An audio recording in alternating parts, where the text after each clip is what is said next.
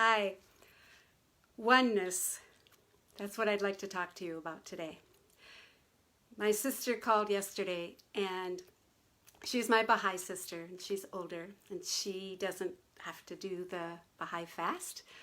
I'm on my second to last year, and she was asking me how it is going, and I told her it's going quite nicely. It's really been great.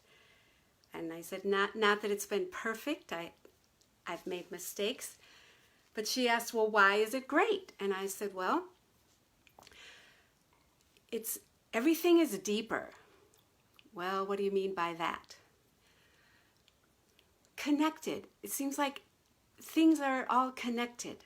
And so some of the things we talked about in explaining to her what I meant, which really I had to really think about,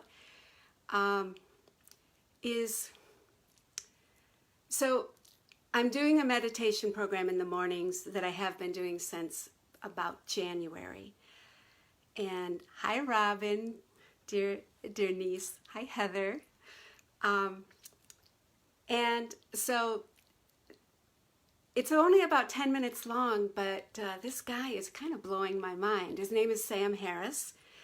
And one of the things he says is, can you see your head when you're looking out, or your face?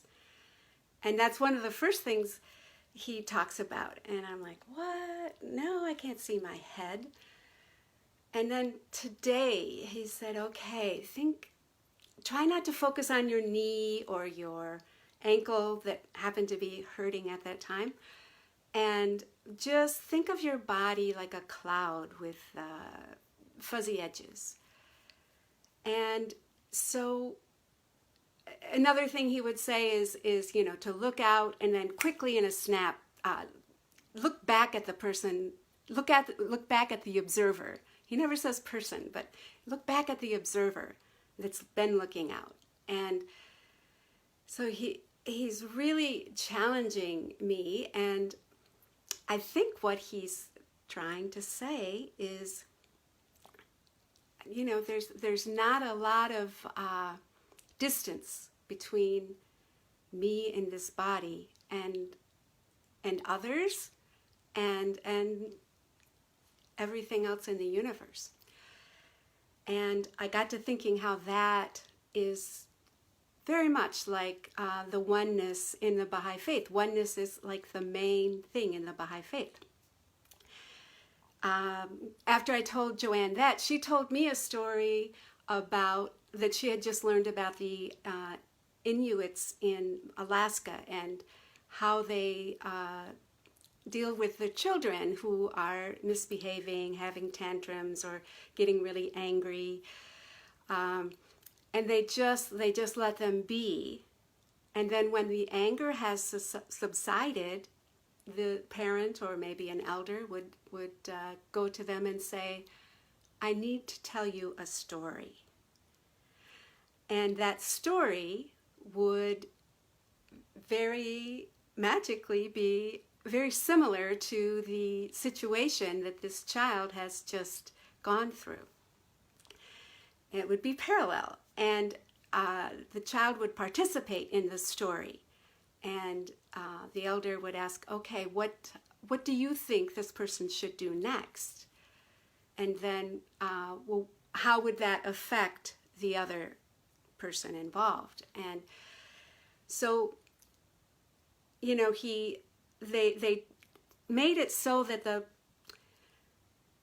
when you're in that place of anger and frustration, you're very much into your ego and yourself. But then afterwards, you can kind of, be above yourself and be an observer in a story that's very similar to what just happened to you. And in that way, you can, learn the lesson from the story and maybe do better next time. So, this becoming an observer of your thoughts and becoming an observer of your own life, I think has very much to do with the oneness in the Baha'i faith. Hey, Patrick.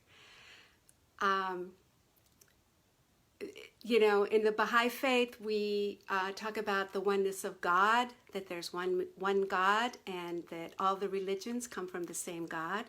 We talk about there's one race, and there's the human race. And we talk about there's one country, and that's the world, and that this is the time to be thinking of ourselves as world citizens. When we have tragedies that happen in New Zealand, it's a tragedy that happens to us. So we need to feel as if it happened to us and be very sensitive to those needs. Hey, Jim Aspen. Yay, Hamady. So